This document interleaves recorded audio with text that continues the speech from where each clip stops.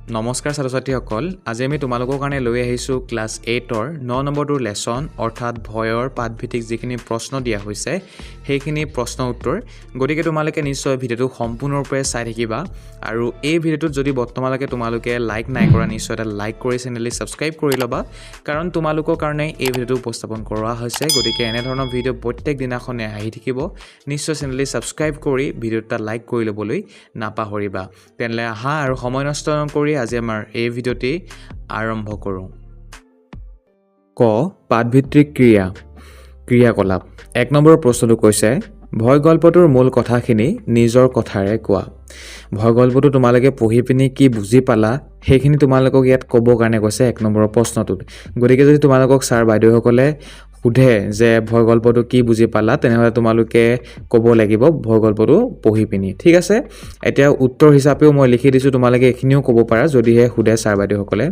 এতিয়া উত্তৰটো মন কৰা ৰবিন এজন অতিমাত্ৰা ভয়াতুৰ মানুহ গাড়ীৰ ভয় চুৰ ডকাইতৰ ভয় উশৃংখল জনতাৰ ভয় সকলো ভয়ে তেওঁক সদায় আমনি কৰে পত্নী ৰমলা তেওঁৰ এই স্বভাৱত অতিষ্ঠ এদিন মাজনিশা ৰবিনে চুবুৰীয়া জহিৰুদ্দিনৰ ঘৰৰ পৰা চিঞৰ বাখৰ শুনে তেওঁ বুজি পায় যে উন্মত্ত জনতাই জহিৰুদ্দিনৰ ঘৰ আক্ৰমণ কৰিছে তেতিয়া ৰবিনেও উপলব্ধি কৰে আজি জহিৰৰ পৰিয়ালক ৰক্ষা নকৰিলে কাইলৈ তেওঁ পৰিয়ালক কোনেও ৰক্ষা নকৰিব এই ভাৱনাই তেওঁক সাহসী কৰি তোলে আৰু হঠাৎ তেওঁ সকলো ভয় নোহোৱা হয় তেওঁ জহিৰক সহায় কৰিবলৈ ওলাই যায় গল্পটোৱে শিকায় যে আনৰ বিপদত সহায় কৰিলে সঁচা সাহস আহে গতিকে আমি এনেদৰে 1 নম্বৰ প্ৰশ্নটো উত্তৰ ক'ব পাৰোঁ বা আমি লিখিব পাৰোঁ গতিকে তোমালোকেও লিখি ল'বা এতিয়া চাম আমি 2 নম্বৰৰ প্ৰশ্নখিনি য'ত দিছে 2 উত্তৰ দিয়া ক ৰবিনৰ 24 ঘণ্টাৰ লগৰীয়া কোন ইয়াৰ উত্তৰ হ'ব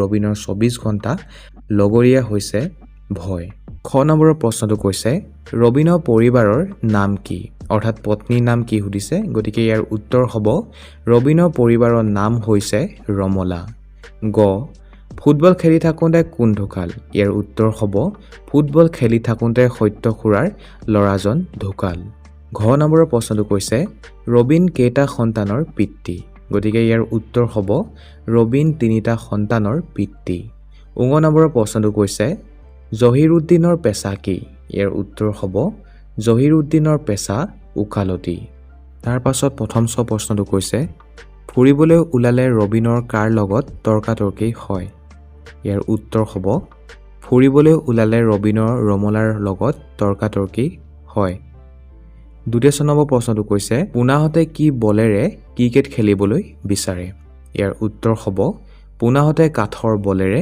ক্ৰিকেট খেলিবলৈ বিচাৰে তাৰ পাছত বগীয়া জ নম্বৰ প্ৰশ্নটো কৈছে অফিচৰ কাম কাজত ৰবিনে কিয় মন দিব নোৱাৰে ইয়াৰ উত্তৰ হ'ব অফিচৰ কাম কাজত ৰবিনে মন দিব নোৱাৰে কাৰণ তেওঁ বিপদ আৰু পৰিয়ালৰ সুৰক্ষাৰ ভয়ত সদায় চিন্তিত হৈ থাকে গতিকে এইকেইটাই আছিলে 2 নম্বৰৰ প্ৰশ্ন গতিকে এতিয়া আমি চাম 3 নম্বৰখিনি 3 নম্বৰ চমু উত্তৰ দিয়া ক কেনেকুৱা কথাই ৰবিনৰ মনত ভয়ৰ সৃষ্টি কৰে গতিকে ইয়াৰ উত্তৰ হ'ব বিপদৰ সম্ভাৱনা পৰিয়ালৰ সুৰক্ষাৰ চিন্তা আৰু হঠাতে কিবা বেয়া ঘটিব পাৰে বুলি ভাবি ৰবিনৰ মনত ভয়ৰ জন্ম হয় গতিকে কটো এনেকৈ লিখিবা তাৰপাছত খটো কৈছে এদিন আবেলি অফিচৰ পৰা আহি ৰবিনৰ কিয় খং উঠিছিল ইয়াৰ উত্তৰ হ'ব ঘৰৰ দুৱাৰখন খোলা আৰু সৰু ছোৱালীজনী অকলে থকা দেখি ৰবিনৰ খং উঠিছিল তাৰপাছত গ নম্বৰৰ প্ৰশ্নটো কৈছে মাজৰাতি ৰবিনে শুৱাৰ পৰা উঠি কলৈ যাবলৈ ওলাইছিল তেওঁ ওলাই যোৱা কাৰণ কি আছিল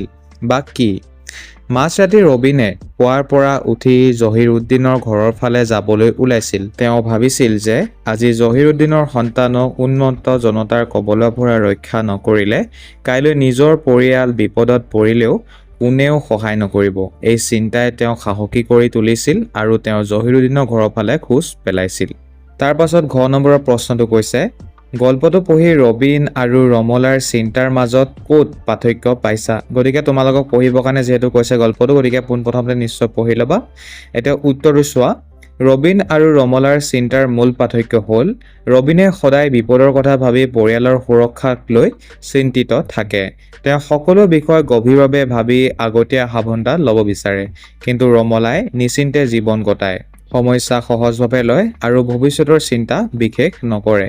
গতিকে পাৰ্থক্য ইমানডোখৰ আছে, তোমালোকে ইমানডোখৰ লিখিলেই হৈ যাব। এতিয়া তাৰ পাছত 4 নম্বৰৰ প্ৰশ্নখিনি চোৱা। কোনে কাক কেতিয়া কৈছিল লিখা। ক, ইমান ভয়াতুৰ মানুহ মই জনমত দেখা নাই। উত্তৰ হ'ব, ৰমলাই এই কথা ৰবীনক কৈছিল যেতিয়া ৰবীনৰ ভয়াতুৰ স্বভাৱৰ ওপৰত বিৰক্ত হৈছিল বা খং উঠিছিল। তাৰ পাছত 6 নম্বৰটো কৈছে, হেৰা শুনিছা, কোনোবাই চিঞৰা যেন লাগিছে। ইয়াৰ উত্তৰ হ'ব, ৰবীনে এই কথা ৰমলাক কৈছিল যেতিয়া মাজৰাতি তেওঁ শুই থকা অৱস্থাত কোলাহল শুনিছিল। তাৰপাছত 9 নম্বৰটো কৈছে, আজি মই তাৰ ল'ৰা ছোৱালীক ৰক্ষা কৰিবলৈ নগ'লে কালিলৈ মোৰ ল'ৰা ছোৱালীক ৰক্ষা কৰিবলৈ কোন আহিব? ইয়াৰ উত্তৰ হ'ব, ৰবীনে এই কথা ৰমলাক কৈছিল যেতিয়া তেওঁ জহিৰুদ্দিনৰ সন্তানক ৰক্ষা কৰিবলৈ যাবলৈ ওলাইছিল বা সিদ্ধান্ত লৈছিল। তাৰপাছত চাম আমি এতিয়া 5 নম্বৰৰ প্ৰশ্নটো, য'ত কৈছে দফাটো পঢ়া আৰু তাৰ লগত সংগতি ৰাখি প্ৰশ্ন যুগত কৰা। কোলাহল জহিৰুদ্দিনৰ ঘৰৰ ফালৰ পৰা নহয় জানো? জহিৰুদ্দিনে এই চুবুৰীত ঘৰ ভাড়া লৈ থাকে, ওকালতি কৰে, ভদ্ৰ আৰু বিনয়ী ডেকা। চুবুৰী সকলোৰে লগত ভাল। ভিন ঠাইৰ মানুহে জহিৰুদ্দিনৰ ঘৰ আক্ৰমণ কৰিবলৈ আহিছে নেকি? গতিকে চোৱা তোমালোকে, এই যিটো আমি পেৰেগ্ৰাফ পঢ়িলোঁ, কোলাহলৰ পৰা আহিছে নেকি লৈকে, কেনেধৰণৰ প্ৰশ্ন ওলাব পাৰে সেয়া আমাক লিখিবৰ কাৰণে কৈছে উত্তৰ হিচাপে। গতিকে এই পেৰেগ্ৰাফটো তোমালোকে পঢ়ি ল'বা, কি প্ৰশ্ন পালা সেয়া তোমালোকে লিখি ল'বা, ঠিক আছে। আৰু মই উত্তৰো দি দিছোঁ, গতিকে তোমালোকে ইয়াৰ পৰাও লিখি ল'ব পাৰা। এতিয়া উত্তৰ চোৱা। ক, জহিৰুদ্দিন ক'ত থাকে? তাৰপাছত 6 নম্বৰটো চোৱা, জহিৰুদ্দিনৰ পেচা কি? গ, জহিৰুদ্দিনৰ স্বভাৱ কেনেকুৱা? ঘ, কোলাহল ক'ৰ পৰা অহা বুলি সন্দেহ কৰা হৈছে? উঙ, জহিৰুদ্দিনৰ চুবুৰী সকলোৰে লগত কিয় ভাল? গতিকে এই পেৰেগ্ৰাফটোৰ পৰা অৰ্থাৎ দফাটোৰ পৰা এই 5টা প্ৰশ্ন হ'ব পাৰে। গতিকে আমি 5টা প্ৰশ্ন লিখিলোঁ। যদি আৰু হ'ব পাৰে তেনেহ'লে তোমালোকে পেৰেগ্ৰাফটো পঢ়ি পিনি লিখি দিবা, ঠিক আছে। গতিকে এনেদৰে তোমালোকে কৰিব লাগিব 5 নম্বৰটো। তাৰপাছত এতিয়া আমি 6 নম্বৰৰ প্ৰশ্নটো চাম। তলৰ বাক্যকেইষাৰীৰ অৰ্থ বুজাই লিখা। ক, উশৃংখল জনতা দাবানলৰ দৰে। উত্তৰ, উশৃংখল জনতা দাবানলৰ দৰে বা নিচিনা বিপদজনক। দাবানল অৰ্থাৎ অনিয়ন্ত্ৰিত জুই, যেনেকৈ এঠাইত স্থিৰ হৈ নাথাকে আৰু যিফালে বিয়পে সকলো ফুৰি ভস্ম কৰি দিয়ে, উশৃংখল জনতায়ো তেনেদৰে অনিয়ন্ত্ৰিত হৈ য'তে উপস্থিত হয় তাতেই ধ্বংসৰ সৃষ্টি কৰে। এই জনতাৰ ভাল বেয়াৰ বিচাৰ কৰা ক্ষমতা নাথাকে বাবে তেওঁলোকে সকলো বস্তু নষ্ট কৰি পেলায়। দাবানল আৰু উশৃংখল জনতা দুয়োটাই সমানেই বিপদজনক বা বিধ্বংসী আৰু ক্ষতিকাৰক। তাৰপাছত খ, দাবানল সৃষ্টি কৰাৰ কাৰণে ফিৰিঙতি এটাই যথেষ্ট। উত্তৰ মন কৰা। এটা সামান্য ফিৰিঙতিয়ে প্ৰকাণ্ড জুই একুৰা সৃষ্টি কৰিব পাৰে। ঠিক সেইদৰে এটা সৰু ঘটনা বা সামান্য অপ্ৰীতিকৰ ব্যৱহাৰে ডাঙৰ সংঘাতৰ জন্ম দিব পাৰে। এই কথাই সতৰ্ক কৰি দিয়ে যে সৰু কথা বা ঘটনা বুলি কেতিয়াও আওকাণ কৰিব নালাগে। গতিকে এনেদৰে খটো লিখি ল'বা তোমালোকে। এতিয়া গ নম্বৰটো চোৱা।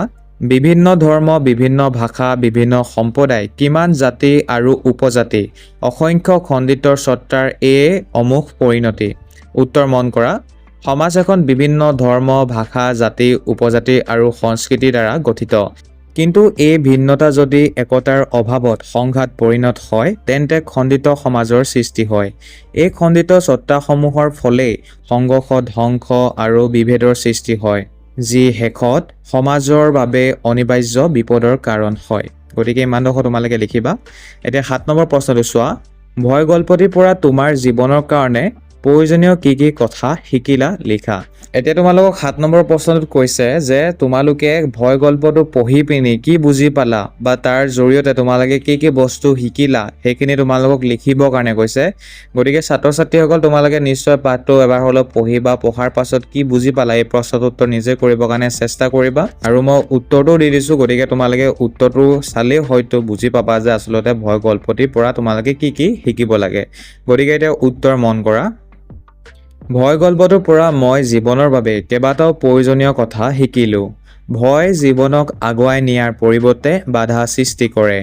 সেয়ে ভয়ত বন্দী হৈ থকাৰ পৰা মুক্ত হ'ব লাগে।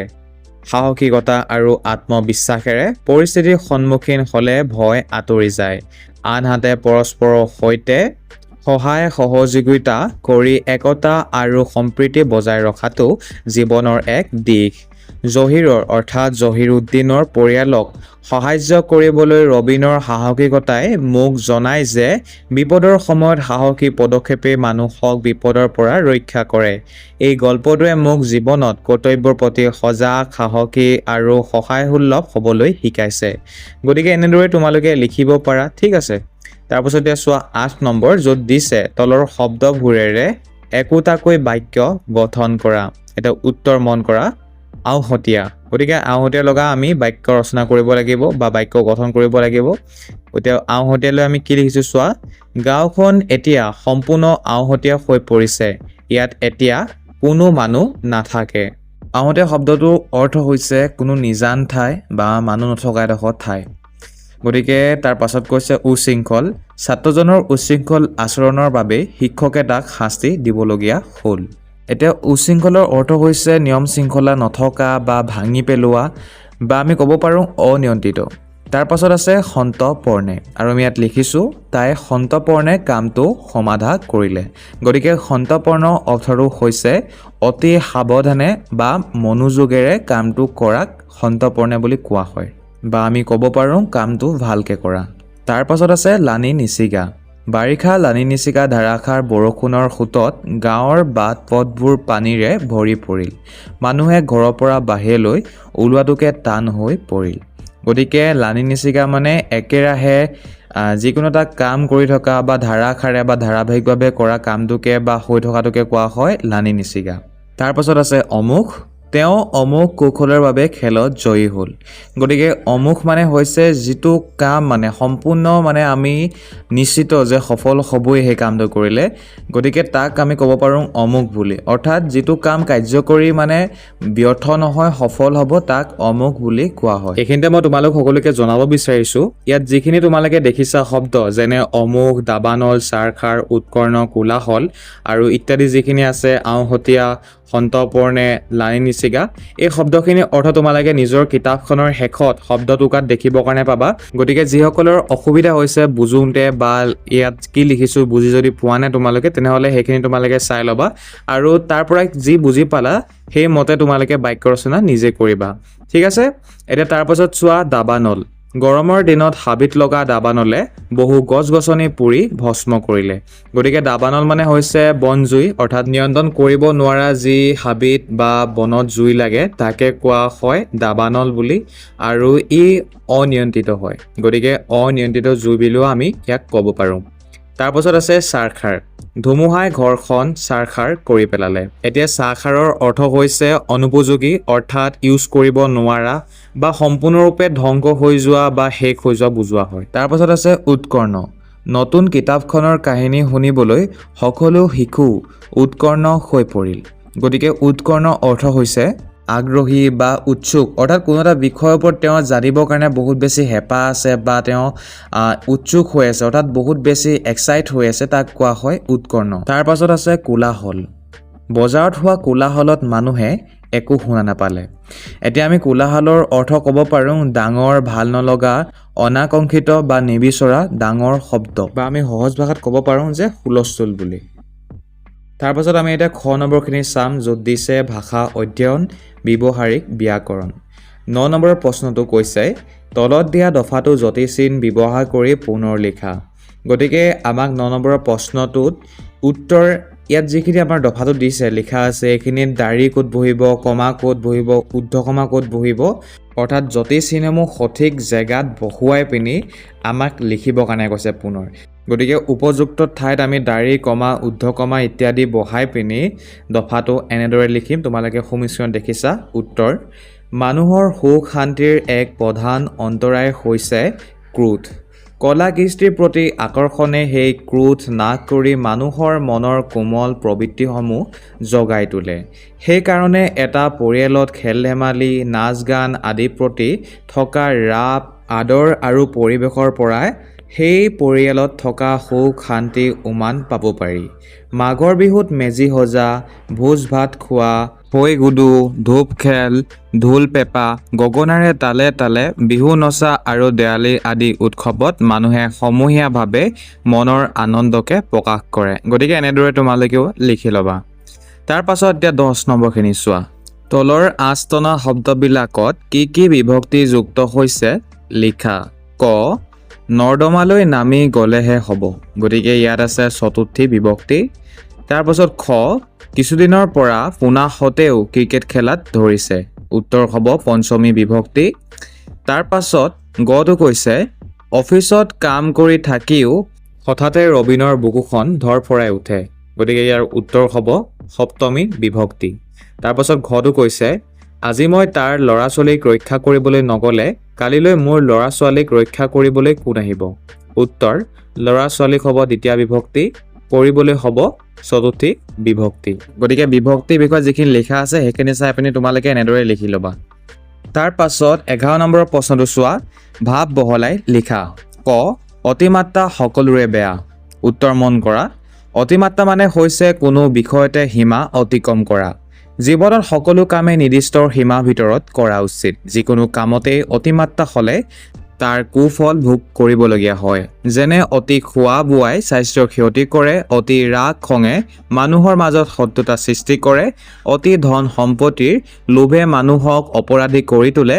গতিকে জীৱনত সকলো কামেই সুস্থ আৰু সুন্দৰভাৱে কৰিব লাগে। গতিকে এনেদৰে লিখি ল'বা। তাৰপাছত এতিয়া চোৱা খ নম্বৰটো। ফিৰিঙতিৰ পৰা খাণ্ডৱ হয়। উত্তৰ এটা সৰু জুই ফিৰিঙতিৰ পৰাই বৃহৎ অগ্নিকাণ্ড সংঘটিত হ'ব পাৰে। যেনেকৈ মহাভাৰতত অৰ্জুন আৰু কৃষ্ণই খাণ্ডৱ বনত জ্বলোৱা জুইয়ে গোটেই বনাঞ্চল ধ্বংস কৰিছিল। তেনেকৈ জীৱনতো সৰু সৰু ভুলৰ পৰা ডাঙৰ ডাঙৰ সমস্যা সৃষ্টি হ'ব পাৰে।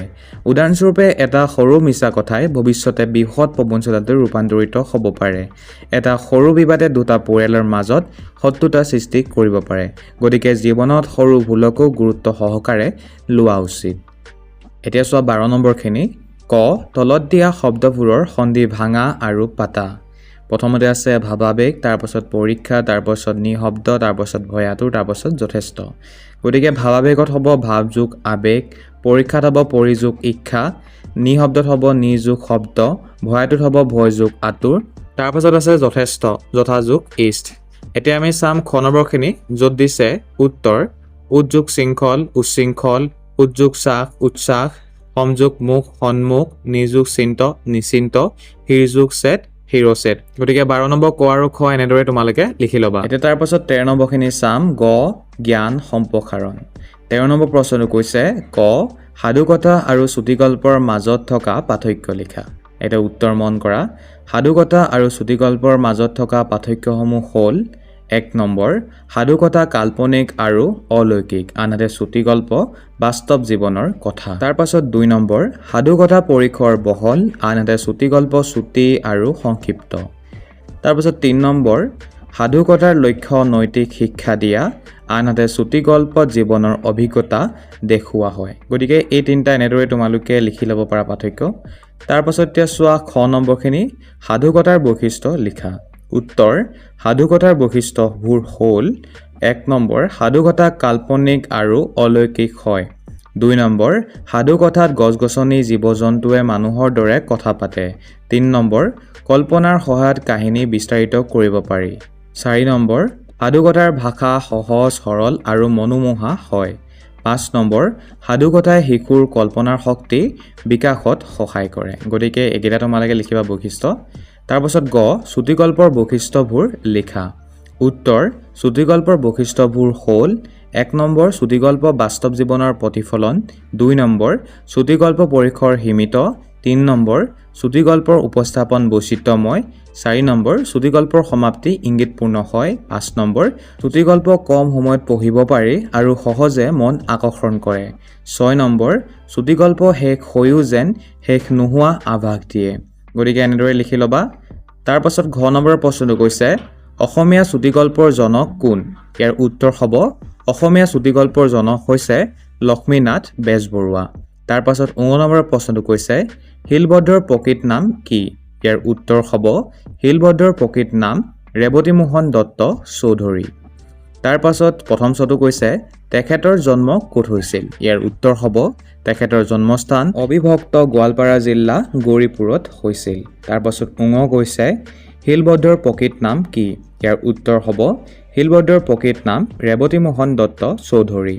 তাৰ পাছত বগীয়া জটো কৈছে শিলবদ্ধৰ কোন চনত মৃত্যু হৈছিল?